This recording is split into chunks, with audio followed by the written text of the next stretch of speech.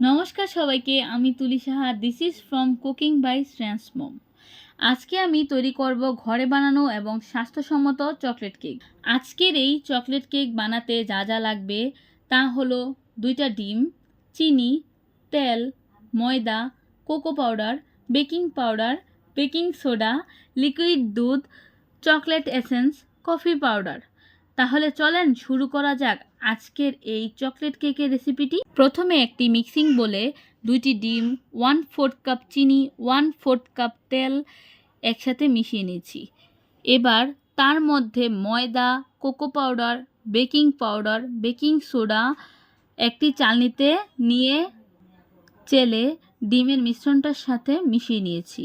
এরপর এর মধ্যে 1/4 কাপ লিকুইড দুধ, 1 চা চামচ চকলেট এসেন্স মিশিয়ে নিয়েছি। মিশ্রণটির সাথে 2টো 5 টাকার কফির প্যাকেট অ্যাড করে নিলাম। এরপর একটি হ্যান্ড উইক্স দিয়ে মিশ্রণটাকে এমনভাবে মিশিয়ে নিতে হবে যেন এরকম দেখতে হয়। এখন যে পাত্রটিতে কেকটি তৈরি করব ওই পাত্রের মধ্যে একটি পেপার দিয়ে এর মধ্যে তেল ব্রাশ করে মিশ্রণটিকে ঢেলে কয়েকবার ট্যাপ করে কেকটিকে সেট করে নিব।